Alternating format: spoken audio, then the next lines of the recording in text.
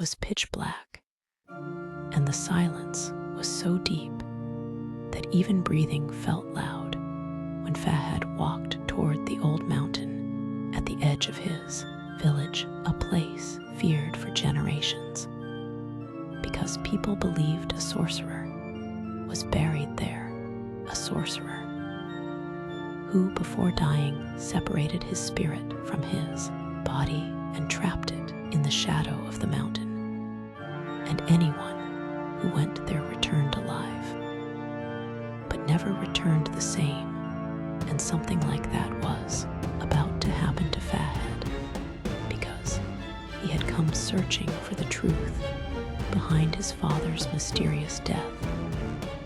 His father's body had been found at the foot of the mountain, his face twisted in terror, and his eyes wide open, as if he had seen something no human mind could endure. And when Fahad reached the place, the air around the mountain felt unnaturally cold, as if the world had paused completely. Not even a single breath of wind stirred. And then, suddenly, he saw a lantern glowing between the uneven rocks, though nothing else living existed there in the lantern light. He noticed a long, thin shadow crawling across the ground, slowly shaping itself into a tall human-like figure. And it called Fahad in a voice that carried no sign of life or humanity, a voice that slipped straight into his heart, making his thoughts weak. And scattered, the voice guided him up the narrow path, and Fahad followed as if controlled, until he reached a spot where the earth looked burned like black ash, and a single line was drawn across it, a line no one ever crossed, because it was said that whoever stepped over it no longer held ownership of their soul.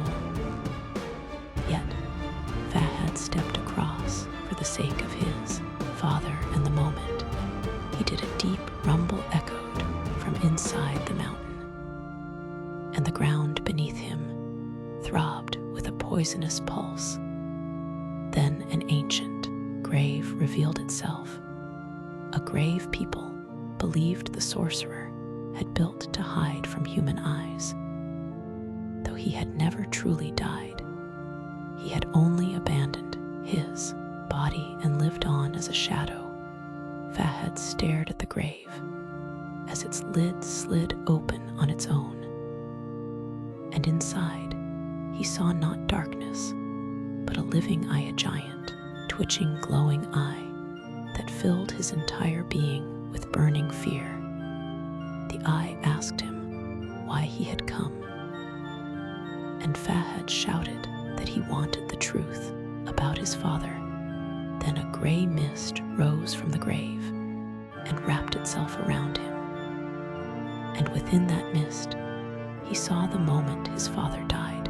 The sorcerer in his shadow form had attacked him because he had unknowingly crossed the forbidden line, and the sorcerer drained the life of anyone who threatened his existence. And the same mist tightened around Fahad, preparing to consume him as well. But Fahad remembered his father's last lesson, that the greatest enemy of shadow is light. So he pulled out his phone, turned on the flashlight, and aimed it into the grave. The glowing eye shrieked, the mountain trembled, the mist ripped apart, and the grave slammed shut with a violent crash. Fahad fell backward, and when he stood again, the mountain was silent once more. Yet, as he began to walk away, he felt a faint shift behind him, like a shadow taking a step. And he knew the battle was not over, because he had awakened something that would never allow him to live in peace again.